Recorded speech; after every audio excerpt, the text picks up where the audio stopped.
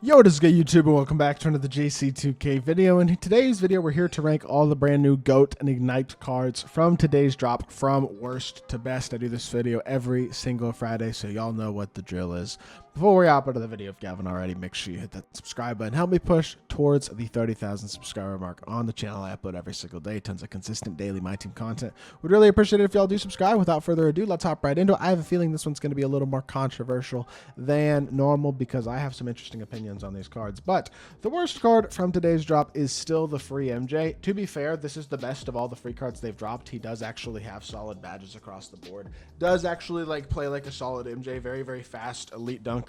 Great stats across the board. Just unfortunately, MJ's animations are not great in my personal opinion, especially his own release with his own fade. And I just still think he is pretty mediocre, which by the way is also why his other opal is the other next lowest card, 6'6" with a 6'11" wingspan. Still just positionally not incredible. As a whole, just kind of mediocre. Doesn't have a movable enforcer either. It's the big deal about both of these MJs is that they don't have that badge. And this card is basically, honestly, pretty close to the same. They basically are going to perform the same, and I think they are the worst. But I would say it is a significantly worst card from the drop that it has been the last few weeks with these GOAT cards. Next is Desmond Bain, who's 6'5" at shooting guard, so he's number one, small at his position. Number two, statistically very good, yes, but I will say he's missing handles for days, and defensively he's not unbelievably great by any means. His SIGs also are not like the best of the best. As a whole, I just think this card is not exceptional.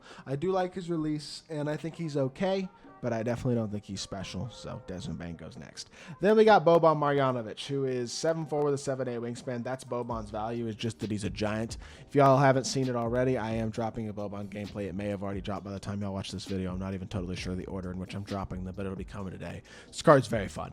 I like Boban. He's big, and he feels very big, but he is still, I think, a bit limited. I think at best he's a slightly better version of an Arvydas Sabonis because his release is quicker, but he is missing some things for sure, missing a lot of badges. Like, good, fun card, but not a great card by any means. Now, next, we have the MJs, and I mean specifically the Dark Matter MJs that are not point guard eligible. So the shooting guard small forward, shooting guard power forward, and shooting guard center MJs. 6'6" with 6'11" wingspan, near 99 stats across the board, basically pretty close to 100 overalls themselves, to be honest. Gold movable enforcer on all of them.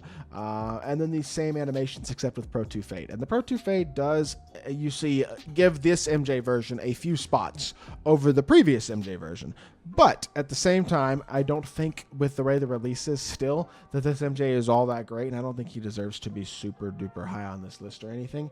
And that's why I have all those MJs pretty low, because all of them, their best position is going to be shooting guard anyway. Now, there is one position between those cards and point guard MJ, and that's this Jaylen Brown, who also does not have, in my opinion, an elite level release, although I do think it is better than Jordan's. Also has amazing animations just like these MJs do, and I think statistically and badge wise pretty similarly is also absolutely exceptional across the board. Slightly better player build, I would argue. Like, I think you could definitely make the argument that this Jaylen Brown is better than all of the Dark Matter MJs except for the point guard version, but he's definitely right in the thick with those cards. Now, next after Jaylen Brown, I have both point guard MJs, the regular GOAT series Dark Matter and the 100 overall MJ, which plays the exact same. These two cards are legitimately identical. Like, they're not legitimately identical, but they're basically identical. They are going to play the exact same.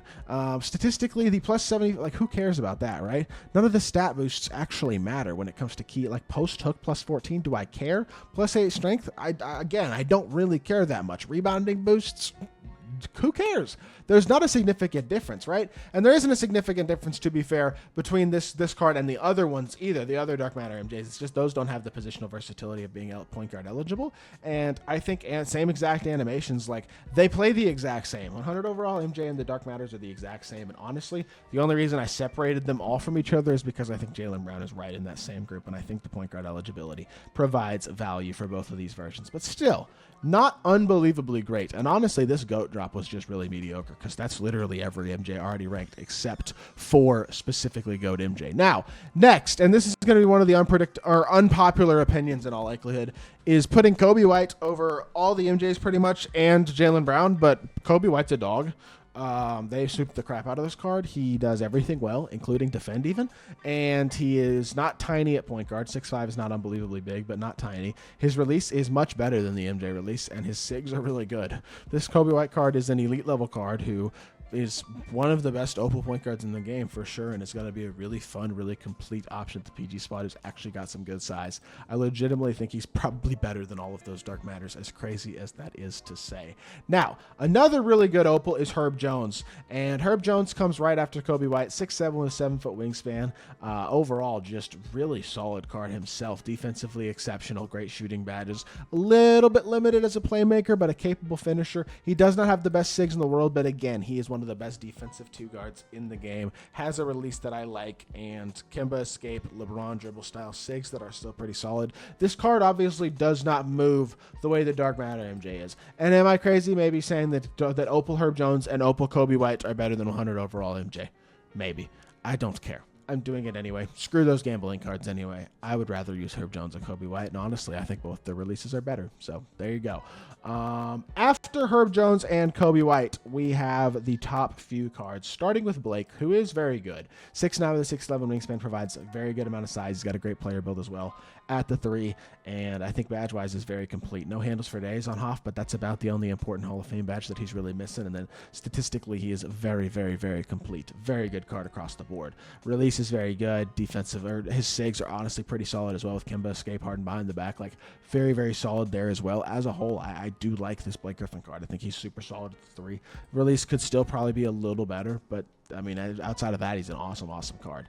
Yao is just 7'6" with a 7'9" wingspan. He is a better version of Boban, more complete badge-wise by far.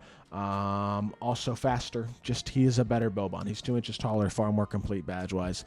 Just a better overall card. 40 Hall of Fame badges on, again, a 7'6" big, whose release is not horribly awful and has Kobe escape pro dribble style. Like, this card is not bad at all. Not a liability in any way, and I think he is definitely one of the better big men in the game, despite just being only 88 3-speed, 73 3-ball. He's still going to be really, really good, just like Yao always is in my team. And then we truly get to the top couple, which starts off with Mr. Zoe. I think Lonzo, just because he's got near perfect SIGs now, in addition to still having great stats and badges, except even better now, obviously, and just having the superb completeness that he does across the board, really not missing anything important whatsoever. Even on the defensive end of the court, he is just phenomenal. I think he's basically a better Shai Gilgeous-Alexander, Clyde Drexler is pretty much what I would describe this Lonzo as. I think he is one of the best point guards in all of my team and definitely deserving a spot very high on this list. Number 2 is GOAT MJ, who has Patty Mills base. Yes, I don't care that he has 99 stats across the board, perfect SIGs, and Patty Mills base, because his upper is still MJ upper, and that does hold this card back just a little bit. Now, he's number 2 on this list for a reason. Still one of the very best cards in the game, but I am kind of... I don't want to say bummed because I could care less. Nobody's going to have this card anyway. The fact that they didn't change his base does actually probably hold this card back a little bit because MJ's base is not that great. And that is the biggest flaw with this card by far, and the flaw that keeps him from being number 1, because outside of that, the card is perfect. But D-Rob has a release that I think is probably better than GOAT MJ's release is, and he's 7'1". And there you go. That's the reasoning right there. Basically, that D-Rob is the number 1 card this week. Does not have off handles for days himself, but he does have god tier SIGs for a big, and he's only 235 pounds, which I do believe means he can trigger even behind the backs and everything. This is a card I have not done gameplay with yet as I record this video, but I hope to be able to soon because I believe he is one of the very best cards in all of NBA 2K24 MyTEAM, and he is the number 1 card from today's drop. So that is going to do it for this video. I hope y'all did enjoy. If you did, make sure you hit that like button, leave a comment, and subscribe.